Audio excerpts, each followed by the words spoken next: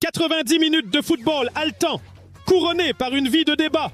Si vous avez manqué le choc Haïti contre Écosse, vous avez manqué une leçon de dramaturgie et une preuve de la rapidité avec laquelle un match peut échapper à tout contrôle. Mais alors que les fans parlent du score final, la véritable bataille ne fait que commencer dans les salles de commission. Cette polémique de fin de match n'a pas seulement modifié le classement du tournoi, elle a ouvert grand le débat sur les limites de l'arbitrage. Cela met en lumière les frontières critiques des règlements sportifs internationaux et le pouvoir discrétionnaire de l'arbitrage. Avant de parler du règlement, parlons du terrain. Tactiquement, ce match était une partie d'échecs fascinante. Le jeu de transition structuré et le pressing haut de l'Écosse ont affronté la résilience explosive d'Haïti en contre-attaque.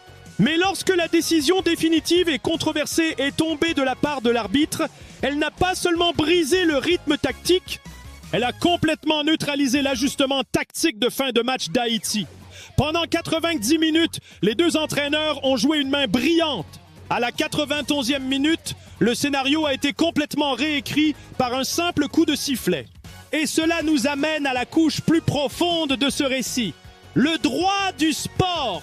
Les instances dirigeantes se sont désormais sous la loupe. La position stricte de la FIFA sur la neutralité politique et opérationnelle est conçue pour préserver la pureté du jeu. Elle garantit que les pressions externes ne dictent jamais les résultats internes d'un match ou d'une association membre. Mais quand une décision arbitrale semble aussi polarisante, elle nous force à nous demander où se situe la limite entre l'erreur humaine et la défaillance systémique. Les règlements sportifs internationaux exigent une neutralité absolue. Pourtant, les mécanismes d'application de l'instance dirigeante font face à un examen intense. Lorsqu'une décision de cette ampleur modifie la trajectoire du parcours d'une association membre dans un tournoi, l'impact est profond.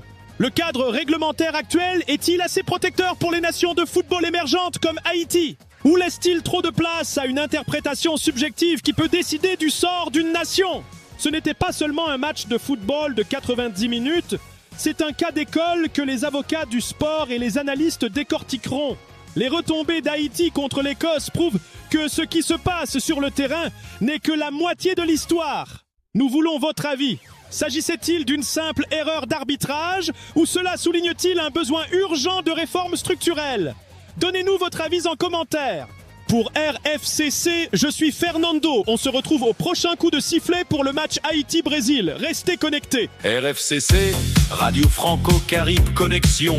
La voix d'Haïti à travers le monde et sur l'Internet. RFCC, la voix qui relie Haïti au reste.